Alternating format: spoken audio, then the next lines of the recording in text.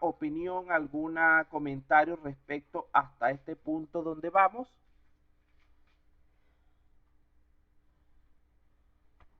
Nadie dice nada, vamos a continuar. Creo que está bastante sencillo la Nada, manera que busqué profesor, para todo explicarlo. claro. Sí, estoy buscando una manera que resulte lo más comprensible posible para que después no tengan problemas a la hora del examen. Esta autentificación que se me había olvidado puede ser de tipo interno o externo, ya que podemos contar en la parte externa sería para el acceso en sí al sistema y en la parte interna sería para esas comunicaciones de las que estamos hablando, que no se produzcan en forma anónima o indiscreta. Entonces, este entra dentro de ambas categorías. Bueno, el siguiente contenido en nuestro tema está referido a las vulnerabilidades y amenazas. Estos son temas que yo sé que ustedes conocen porque los vieron prácticamente. Lo que estoy haciendo es ampliándolos si lo llevamos a la práctica, pero son temas que son comunes con sus cursos de proyecto integrador 1 y 2, ya que el sílabo así lo establece.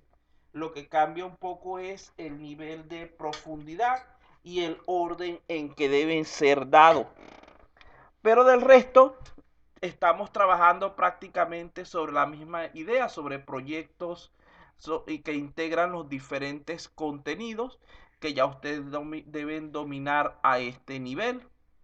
Continuamos entonces ahora con lo que serían las vulnerabilidades y amenazas.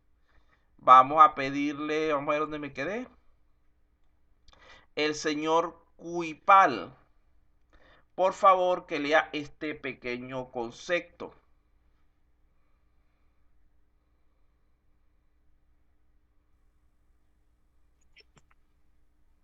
Vulnerabilidad es una debilidad o fallo potencial que presenta un sistema. Muy bien, gracias. Entonces, como podemos ver, ya nosotros habíamos hecho referencia desde un principio de la clase a este término. Cuando hablamos de esos pequeños problemas que aún no se habían manifestado, pero que estaban latentes dentro del sistema, estábamos hablando precisamente de vulnerabilidades.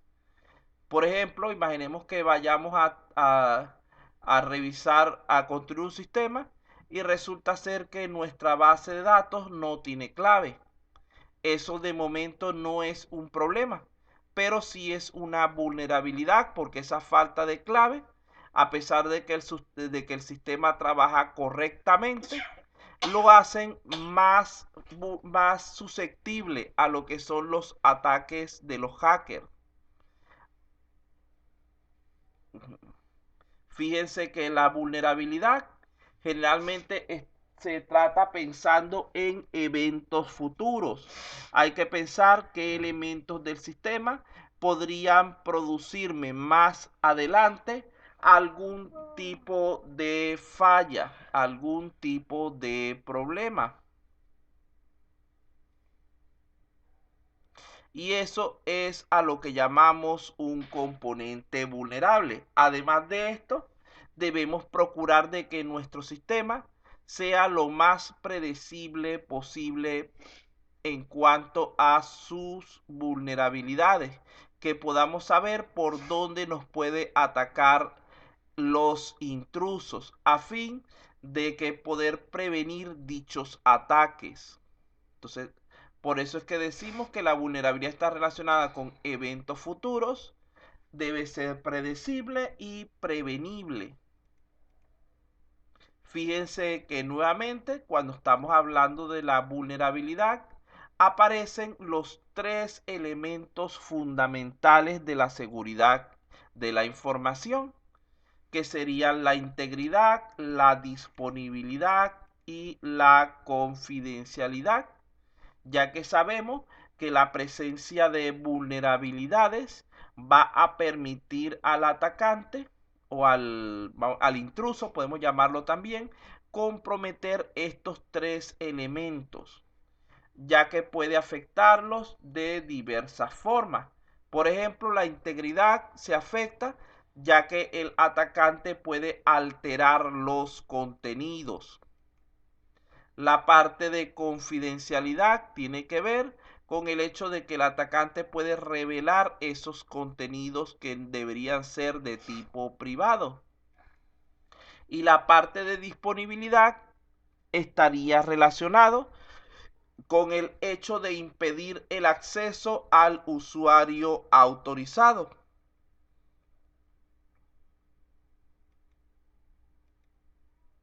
Ahora bien, ¿de dónde se puede originar la vulnerabilidad?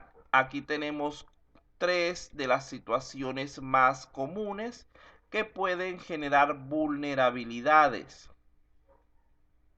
Fíjense que en primer lugar tenemos los problemas de diseño. ¿De quién sería la culpa si existen problemas de diseño?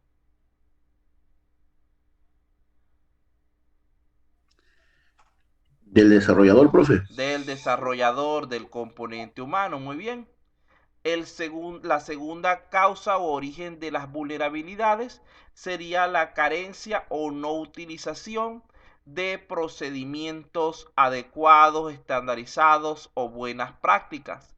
¿De quién sería la culpa si esa situación se da? Del usuario. No, ¿No? ¿Por qué? no, porque el usuario construye el sistema. También del Del desarrollador. desarrollador. Aquí estamos hablando precisamente de la vulnerabilidad. Si el desarrollador no aplica procedimientos correctos, las mejores prácticas, una buena manera de hacer su trabajo, es muy probable que a final de cuentas él mismo presente una serie de vulnerabilidades o puntos débiles. Entonces esto también es por lo general responsabilidad del desarrollador, quien debería solucionarlo aplicando las mejores metodologías posibles en todo momento. Ahora, los errores de configuración, estamos hablando en el momento en que se instala el sistema en la empresa o en el que se construye el mismo. ¿De quién son la culpa? Del administrador de sistemas. Sí, o en este caso entraría en el mismo equipo de desarrollo.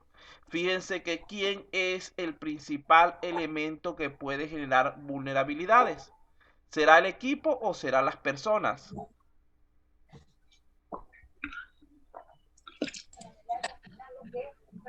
El equipo. El equipo. Las personas. El equipo tiene Las la culpa de que personas. haya problemas de diseño, que los procedimientos se hayan hecho mal o que hayan configurado mal el programa. El desarrollador, pues. Las personas, el desarrollador, sí.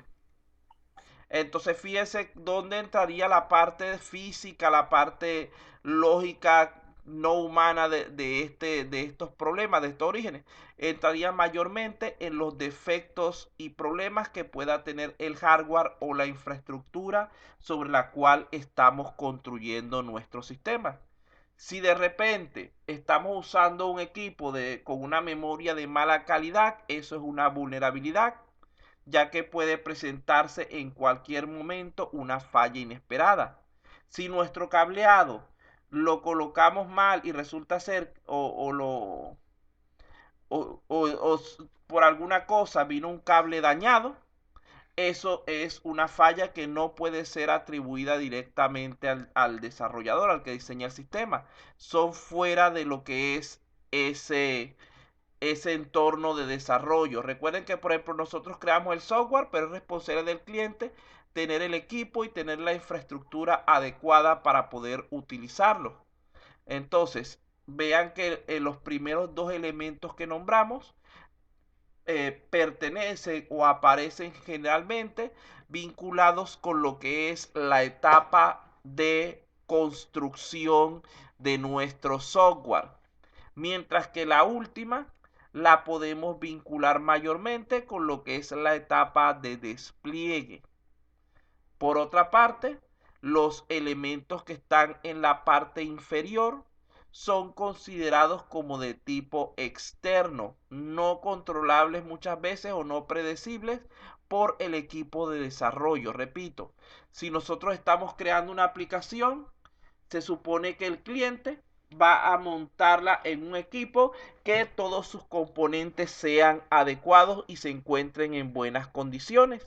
E igualmente va a trabajarla usando una red que presente las condiciones más favorables posibles, a fin de evitar que el trabajo que estamos realizando se caiga debido a alguno de estos problemas.